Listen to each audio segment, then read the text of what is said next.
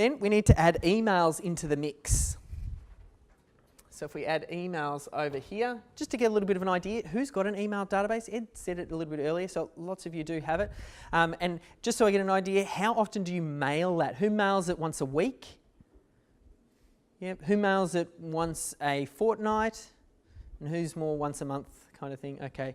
So I think having sort of ongoing regular dialogue is a very good idea, because the most important asset that you have in your business, it's your customer list, it's your database.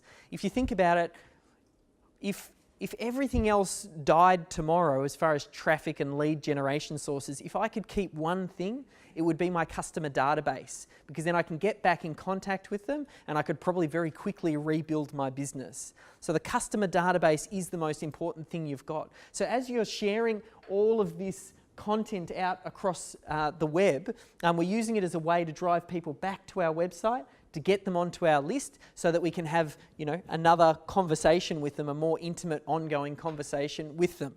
And I'll be trying to send them relevant, useful content. I'm not always pitching in the emails that I send out. There's good, useful content in there as well. So you need to be emailing your prospects, I think at least weekly. I mean, it might vary. Some people are doing some cool stuff that I've seen, whereas at the bottom of their emails, they'll actually say, would you prefer to get an email from me weekly or monthly? And then you click on monthly and it'll actually put you into a different bucket, a different list. So that way you only get emailed like a summary every month.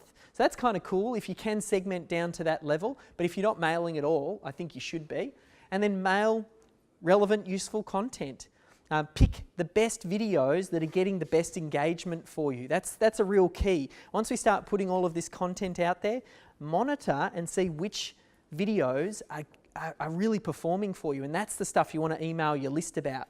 Because particularly with YouTube and things like that, the amount of views that you get in the first 30 days has a strong impact on how that video ranks. So if you can identify the things that are doing really well, then mail your database about it, you'll get a spike in views on that specific video, and then it kind of, again, it's you're watering the areas of the garden that are already growing really well.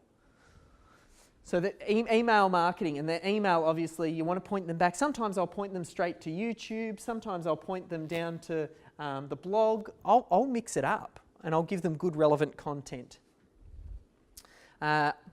I try and repurpose everything. So if I'm sending out an email as well, I'll also take the email and then post it on my blog as well, because it's good, unique content.